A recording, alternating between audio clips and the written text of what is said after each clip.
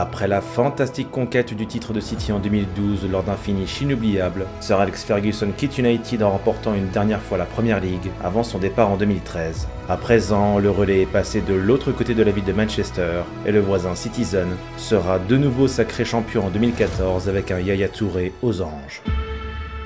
Mais dans le football et surtout en Premier League, tout peut aller très vite dans un sens comme dans l'autre. Le titre échappe à Man City en 2015, avant un exercice 2015-2016 assez délicat. Même s'ils ont atteint pour la première fois le dernier carré de la Ligue des Champions, les hommes de Manuel Pellegrini ont souvent affiché un jeu soporifique, sans inspiration, et ne termineront que 4e de Premier League.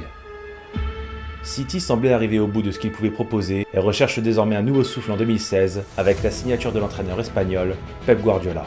Le Catalan est en quête d'un nouveau défi après un passage à Munich qui ne laissera pas un souvenir indélébile en Bavière et même si ses débuts seront compliqués, Man City va devenir plus fort que jamais.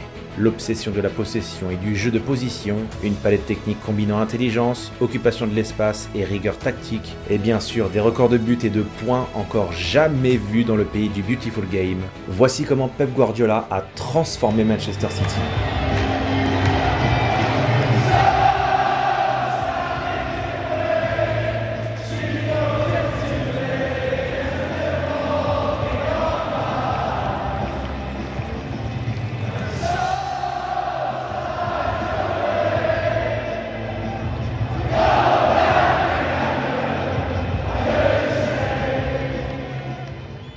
Ça y est, les matchs et les grandes compétitions internationales de foot reprennent mais vous ne savez pas encore comment les regarder? Pas de panique, vous aurez simplement besoin d'un VPN pour regarder les matchs de vos équipes préférées en vous connectant sur des chaînes étrangères où sont diffusées vos compétitions préférées gratuitement en vous géolocalisant dans le pays en question. C'est pourquoi je vous présente CyberGhost, leader mondial de la sécurité et de la confidentialité en ligne. Avec près de 40 millions d'utilisateurs, CyberGhost est l'un des VPN les plus recommandés par Trustpilot. Où que vous soyez dans le monde, vous pouvez regarder les chaînes des pays que vous souhaitez, y compris des vidéos YouTube auxquelles vous n'avez pas accès dans votre pays. Par exemple, si vous réglez le VPN sur le Royaume-Uni, vous aurez accès à toutes les vidéos d'analyse foot en anglais sur BT ou Sky Sports. Et ça marche également sur vos plateformes de streaming favorites. Bref, les possibilités sont multiples. En plus, son réseau virtuel masque votre adresse IP et avec ses 7000 serveurs présents dans plus de 90 pays, CyberGhost redirige l'intégralité de votre trafic internet via un tunnel VPN sécurisé et ce sans que vos données personnelles ne soient conservées. Et ainsi, vous pourrez profiter de votre abonnement CyberGhost sur un maximum de 7 appareils différents en simultané et ce via une interface conviviale et facile à utiliser, compatible avec Windows, Mac, iOS, Android, Smart TV, Linux et les consoles de jeux. Grâce à ce partenariat avec la chaîne et en cliquant sur le lien dans la description, vous obtiendrez un rabais de 83% sur CyberGhost VPN, soit environ 2 € par mois et 4 mois gratuits, une garantie de 45 jours satisfait ou remboursé, et le support en ligne 24 h sur 24 pour vous accompagner.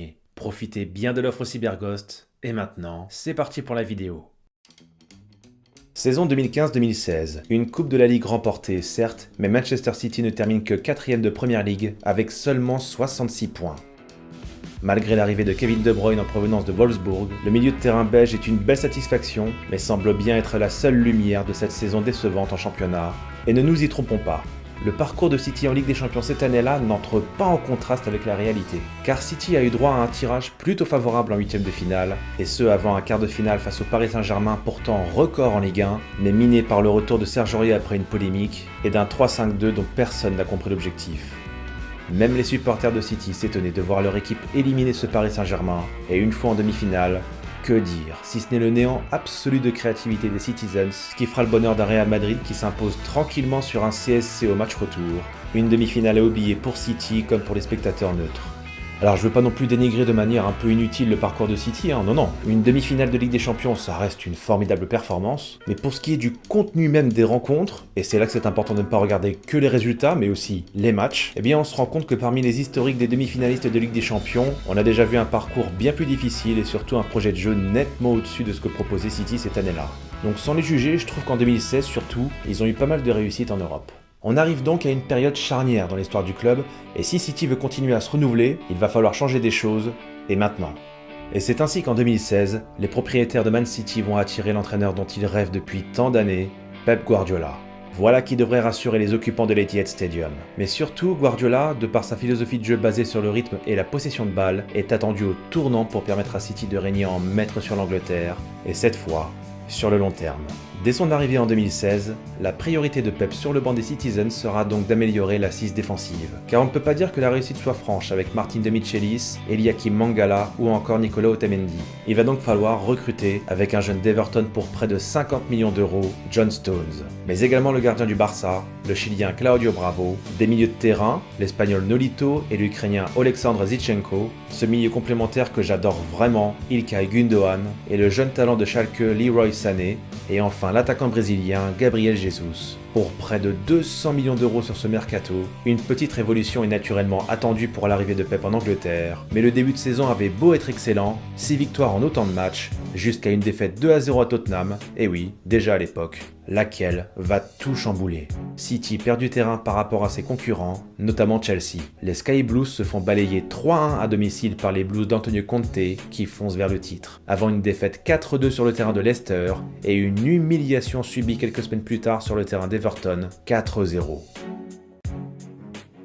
La science du football, c'est une chose, celle de l'infernale Premier League, c'en est une autre. Et Pep Guardiola est en train de l'apprendre à ses dépens pour sa première saison outre-Manche. Seulement 2 petites victoires sur 10 possibles contre des concurrents directs pour la couronne d'Angleterre, City termine assez loin de la tête, à la 3e place, le plus mauvais classement de Guardiola depuis qu'il entraîne au plus haut niveau en 2008. Et ce n'est pas la saison en Champions League qui va rattraper l'affaire. En 8e de finale face au Monaco de Falcao et d'un jeune prodige, un certain Kylian Mbappé, City marque 5 fois à l'aller, mais encaisse 3 buts à domicile pour un succès spectaculaire 5-3 qui ne prévoit rien de bon au match retour au stade Louis II. Le club de la Principauté n'étant rien effrayé par les Sterling, De Bruyne et autres Yaya Touré, et élimine Manchester City dès les 8e de finale de Ligue des Champions, après une victoire au match retour 3-1. Et les dernières chances de trophée s'envolent pour City, battu en demi-finale de Cup par Arsenal. Pour la première fois dans la carrière de Pep Guardiola, il ne remporte aucun titre en fin de saison. Parmi les échecs, Nolito, mais aussi le gardien Claudio Bravo. Les tabloïds anglais ont même été jusqu'à décrire Claudio Bravo comme l'une des pires recrues de la nouvelle ère de City, si bien que Guardiola a même dû se rabattre sur son second portier en cours de saison, le vieillissant argentin Willy Caballero, mais ce n'était pas terrible non plus. Manchester City va devoir encore beaucoup dépenser pour ce mercato 2017. Et parmi les recrues les plus significatives, un bien meilleur gardien, avec la signature du Brésilien de Benfica Ederson, des défenseurs tels que Danilo, Aymeric Laporte, Benjamin Mendy et Kyle Walker, et un milieu de terrain dont les Citizens se souviennent très bien à Monaco, le Portugais Bernardo Silva va considérablement apporter cette plus-value, cette petite touche qui va enfin permettre à De Bruyne et Sterling de s'exprimer, et on le sait déjà, le recrutement de City en 2017 est une franche réussite. Reste à savoir maintenant ce que Pep a comme projet avec ses joueurs, et là, n'ayons pas peur des mots, c'est du génie. En mettant en place des stratégies qui ont bien fonctionné pour lui au Barça et au Bayern, Guardiola va parfaitement utiliser chaque endroit du terrain en intégrant David Silva et Raheem Sterling d'un côté, puis Kevin De Bruyne et Bernardo Silva de l'autre, sur ces 2 parties spécifiques situées entre le centre et les ailes. Vous vous en rappelez peut-être parce que j'ai déjà consacré une vidéo à ce sujet, c'est bien sûr le demi-espace. Pourquoi cette partie est-elle si importante ? Eh bien, selon les statistiques, c'est dans le demi-espace que le danger est créé. Aussi bien des passes décisives, aussi bien des courses dans la profondeur, des difficultés pour l'adversaire de défendre sur ce flanc, mais aussi l'angle de vision pour l'équipe qui attaque, et donc la possibilité pour les milieux de terrain de trouver les attaquants. Pour plus d'informations, je vous invite à voir ma vidéo que j'ai consacrée au demi-espace. Et comme vous le savez, la philosophie de Guardiola étant basée sur principalement, tous en cœur, la possession, son objectif sera alors de dompter n'importe quel bloc bas. Avec des talents techniques exceptionnels comme De Bruyne et Bernardo sur les côtés, ou même Gündoğan qui ne va pas hésiter à monter pour trouver ses espaces et créer le danger, et se combiner avec toute l'assise du milieu de terrain assurée par l'excellent Fernandinho, City est parvenu à son plein potentiel offensif, que ce soit avec Raheem Sterling, Gabriel Jesus, et bien sûr le plus décisif d'entre eux, celui qui était du titre en 2012, El Kun, Sergio Agüero.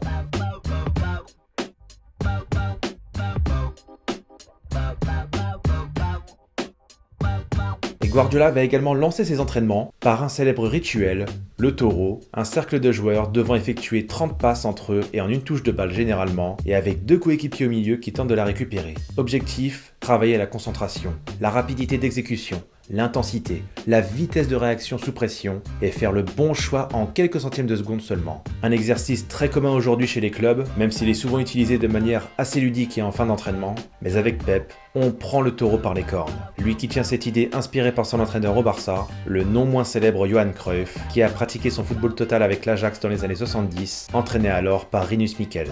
Mais c'est de là aussi que Guardiola va introduire une autre forme de taureau à l'entraînement, à savoir des oppositions de 4 contre 4, avec une troisième équipe composée de 3 joueurs qui se mettra avec l'équipe qui récupère le ballon. Dès que l'autre le récupère, hop, l'équipe de 3 se met avec eux. Mais comme vous le savez, le football de possession a aussi ses défauts. Le plus connu d'entre eux, c'est de tomber dans son propre piège. Guardiola l'évoque lui-même et sans détour. Je déteste le tiki-taka. Autrement dit, si ce football de possession sombre dans le ronronnement, une passadiste n'aboutissant à aucune offensive, quel est l'intérêt? Alors pour éviter de se retrouver dans pareille situation, Pep va lancer l'une des clés de son succès, un concept assez répandu dans le football aujourd'hui, le jeu de position. Ce terrain de football disséqué de cette manière vous dit certainement quelque chose puisque je l'avais montré dans la vidéo du Barça de Guardiola. Si vous ne l'avez pas vu, la vidéo est ici. Et l'objectif de ces lignes est de faire en sorte que les joueurs utilisent ces espaces le mieux possible tout en adoptant une discipline positionnelle. Par exemple, il ne doit jamais y avoir plus de 3 joueurs dans la ligne verticale et pas plus de 2 dans le rectangle de la longueur, sinon le jeu ne progresse pas, l'adversaire n'est pas déséquilibré et l'équipe se retrouve à faire des passes latérales, voire en arrière. Et c'est d'ailleurs le principal problème de la sélection espagnole aujourd'hui, ils n'arrivent pas à se réinventer. Donc vous voyez, l'intention recherchée n'est pas forcément de faire bouger le ballon à tout prix, c'est vrai qu'on entend souvent Guardiola dire take the ball, pass the ball, take the ball, pass the ball, mais c'est plutôt de faire bouger l'adversaire, le faire réagir. Car si on parvient à l'attirer dans un endroit du terrain, cela signifie que l'adversaire pourrait négliger d'autres endroits qui pourraient donc être exploités par l'équipe. Et ça, c'est une des nombreuses bases qui constituent le jeu de position. Les joueurs ne restent jamais au même endroit, il faut constamment du mouvement pour créer des supériorités numériques dans certains endroits du terrain, et c'est en cela que Guardiola rend ses joueurs meilleurs dans le sens où il les éduque tactiquement. Et à force, l'adversaire finira par être épuisé. Et Pep Guardiola a vraiment pensé à tout, jusqu'à même briefer les ramasseurs de balles de l'Etihad Stadium, oui, en leur demandant de rendre le ballon le plus vite possible dès lors qu'il sort des limites du terrain. Ce qui renforce un peu plus l'obsession de Pep, de maintenir le rythme, de toujours garder ses joueurs en éveil, et de les obliger à toujours réfléchir sur la manière dont ils se déplacent et occupent l'espace. Mais alors, si le jeu de position est aussi efficace, pourquoi tout le monde ne le fait pas? Alors déjà, il y a plusieurs facettes du jeu de position, il y en a qui sont plus flexibles, d'autres qui sont beaucoup plus poussées, même extrêmes, et je vous laisse deviner laquelle Guardiola a choisi. La pire, entre guillemets. Surtout depuis 2020 et l'arrivée d'un des assistants de Pep, Juan Mandillo, dont vous avez certainement entendu parler, et qui requiert de ses joueurs une endurance énorme, à un rythme extrêmement difficile que seuls des footballeurs parfaitement aguerris, irréprochables dans leur hygiène de vie, sont prêts à tenir. Certains y arrivent, d'autres un peu moins, et certains même en étaient tout simplement incapables. Donc en fait, tout le monde, et j'insiste, tout le monde peut s'inspirer de la philosophie de Pep Guardiola, mais très peu de joueurs actuellement peuvent tenir ce rythme ultra soutenu, car Guardiola impose une exigence et un certain perfectionnisme. Et quand on les voit jouer, le football paraît si simple, comme lors de ce 5-0 infligé à Liverpool en septembre 2017, City a bien changé, la patience des dirigeants a payé, les Sky Blues sont tout bonnement intraitables en Première Ligue lors de l'exercice 2017-2018. 106 buts marqués contre seulement 27 encaissés et une fin de championnat en pleine bourre. En 2018, City est sacré champion d'Angleterre et fera tomber un record aussi symbolique qu'impensable dans une ligue aussi puissante en franchissant la barre des 100 points.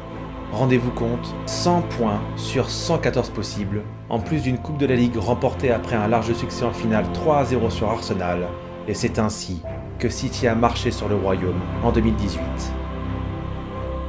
Typiquement, avec un tel effectif, bien des entraîneurs auraient également été champions, mais 100 points, 106 buts marqués, non, là il n'y a pas de secret. Il faut une sacrée discipline et vraiment un mental d'acier pour motiver tous ces joueurs pour ne perdre que 14 points, 14 petits points dans toute la saison. Quand on sait qu'en Angleterre, aucun match n'est facile, c'est absolument dingue. Tout cela est le fruit de l'entraîneur et de son staff, parmi lesquels on retrouve un certain Mikel Arteta, et quand on voit ce qu'il arrive à faire aujourd'hui avec Arsenal, on sent qu'il a été élevé à la bonne école. Seul bémol pour City en 2018, et pas des moindres, un sérieux revers en quart de finale de Ligue des Champions face à leurs voisins, Liverpool.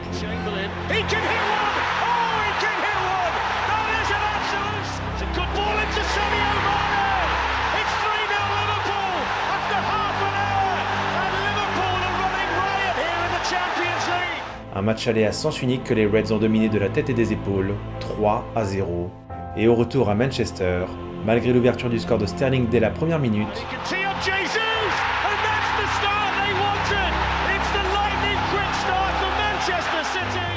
Hits it well, took a deflection, hits the post.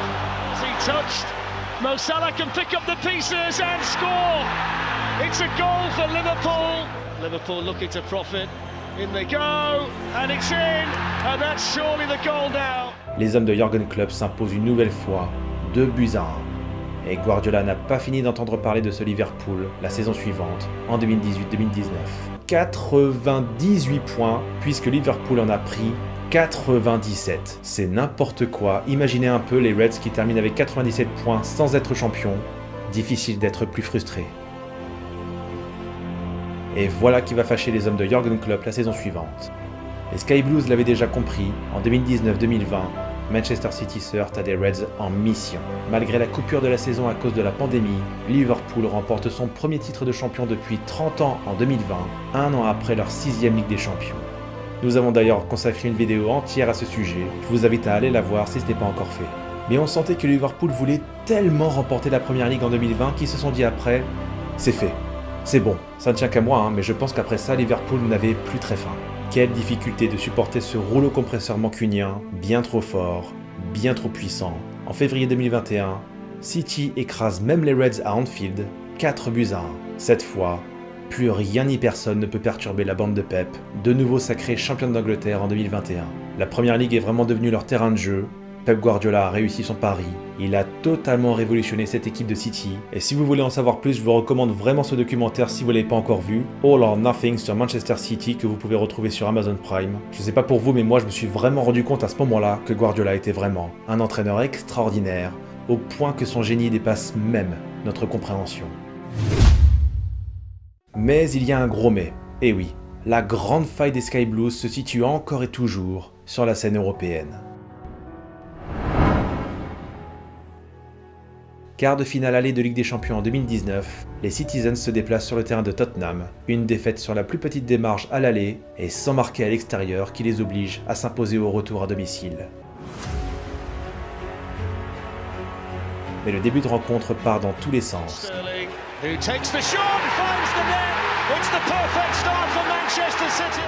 Looking for Eriksen, Son with a chance, it's in! Tottenham Hotspur have equalised pretty much straight away.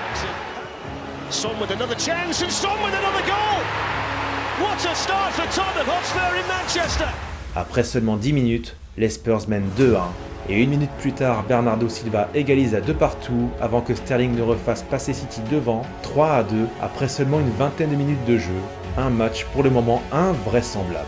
Et en seconde période, l'inévitable Sergio Aguero marque le but du 4-2, synonyme de qualification virtuelle pour le dernier carré. Mais sur corner,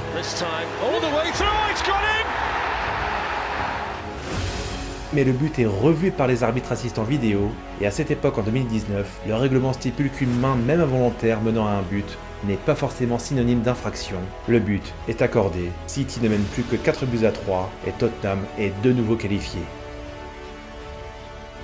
Et dans les derniers instants,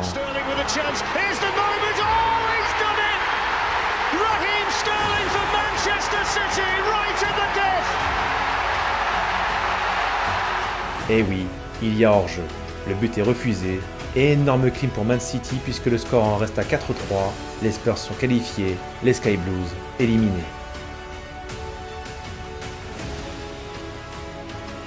L'année suivante, en 2020, le format de la compétition est chamboulé après son interruption due à la pandémie de Covid. Et Man City, après avoir éliminé le Real Madrid en 8e de finale, va disputer un quart de finale sur un match sec face à un invité surprise à ce stade de la compétition, l'Olympique Lyonnais, tombeur de la Juve de CR7 au tour précédent. D'autant que les Rodaniens avaient déjà battu 2 ans auparavant les Citizens 2-1 à l'Etihad au premier tour, avec une énorme prestation de Nabil Fekir. Cette fois, pas de Fekir, mais un milieu de terrain très intéressant, parfaitement coordonné autour de Bruno Guimarães, Oussem Aouar et Maxence Cacré, tous trois assistés sur les côtés par Maxwell Cornet et Léo Dubois pour animer ce 3-5-2. Sans David Silva ou même Bernardo, déjà privé de Kun Agüero en attaque, Pep choisit également de se priver de John Stones en défense, l'Espagnol Eric Garcia lui sera préféré, des choix tactiques plutôt curieux et même très risqués. Lyon tient un choc et va même lancer un contre. Dembele might not be. Dembele shot. Ederson got something on it, but not enough on it. Surely he can't let that go. Non, Toko Ekambi n'est pas hors jeu, puisqu'il ne touche ni le ballon ni ne fait action de jeu selon les arbitres. Le but est accordé, 2-1 pour Lyon. Et là, Sterling manque l'immanquable.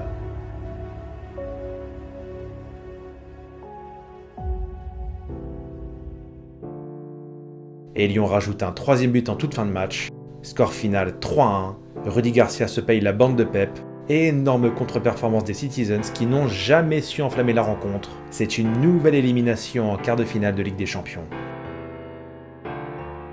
2021, les Sky Blues remettent la main sur le trophée de Première Ligue avec 2 nouvelles recrues, le néerlandais Nathan Ake en défense et l'excellent central Ruben Dias. Cette fois, City est équipé d'une défense qui peut les emmener très loin, et pour cette campagne sans véritable attaquant de pointe, Guardiola préfère se passer de Gabriel Jesus et concocte contre le Borussia Dortmund une composition avec De Bruyne et Bernardo Silva respectivement en faux 9 et 9,5. Sous le maillot des Allemands, un certain Erling Haaland, le futur Viking de City, doit s'incliner devant la puissance des Sky Blues. Ça y est, Guardiola a enfin atteint le dernier carré de la coupe aux grandes oreilles avec Man City, et c'est maintenant le Paris Saint-Germain qui les attend. Toujours sans véritable pointe, City concède l'ouverture du score par Marquinhos en première période, mais ne s'affole pas. Si bien que dans le second acte, Kevin De Bruyne puis Riyad Mahrez offrent la victoire aux Citizens 2-1 au Parc des Princes, un résultat très confortable avant le match retour à l'Etihad. Et l'Algérien Riyad Mahrez, déjà très en forme à l'aller, va signer un doublé pour un succès tranquille 2-0 qui élimine le Paris Saint-Germain. Tout est propre, bien construit et très solide. Enfin, le City d'Angleterre montre également ses forces en Ligue des Champions. Pour la première fois de leur histoire, les Sky Blues vont donc disputer la finale de la plus prestigieuse des compétitions européennes. À Porto, face à une équipe qu'ils connaissent bien, Chelsea, les Mancuniens partent favoris face à des Blues qui ont changé d'entraîneur en cours de saison, mais méfiance car le message de Thomas Tuchel passe très bien dans le vestiaire et ces Blues sont capables de créer la surprise. Et de son côté, Guardiola va encore s'aborder sa composition de départ dans un moment clé. Toujours pas d'attaquant de métier, certes, mais ce n'est pas le plus absurde. Où est Fernandinho ? Sa plaque tournante du milieu de terrain qui faisait un bien fou dans ce secteur. Incroyable de le voir sur le banc, et une fois de plus, Pep se trompe dans un moment important. Une aubaine pour Chelsea, et la sanction est sans appel. Sur ce but de Kai Havertz, les Blues remportent leur seconde Ligue des Champions. City échoue, une fois de plus, si près, et en même temps, si loin. Ce qui nous amène donc à nous poser la question, est-ce que City est vraiment capable de remporter la Ligue des Champions ? Et surtout, est-ce que City est capable de remporter la Ligue des Champions avec Pep sur le banc ? En tous les cas, les critiques commencent à pleuvoir à son encontre. Les mauvaises langues disent que Guardiola ne gagne que des titres parce qu'il entraîne des grands joueurs, ou qu'il n'a gagné la Ligue des Champions que grâce à Messi. C'est un peu le revers de la médaille. Quand vous réussissez absolument tout ou presque, les spectateurs seront toujours plus exigeants. Comment mettre fin alors à ce qui ressemble à un début de malédiction en Europe ? C'est un nouveau défi que Pep Guardiola n'arrive pas pour l'instant à surmonter, mais il n'a qu'une idée en tête. Le meilleur moyen de faire taire les critiques, c'est de les faire mentir. D'afficher à tous ses détracteurs la puissance ultime qu'il peut bâtir avec ses Sky Blues. Comme au bon vieux temps de son Barça, peut-il rendre les Citizens littéralement injouables ? Réponse au prochain épisode.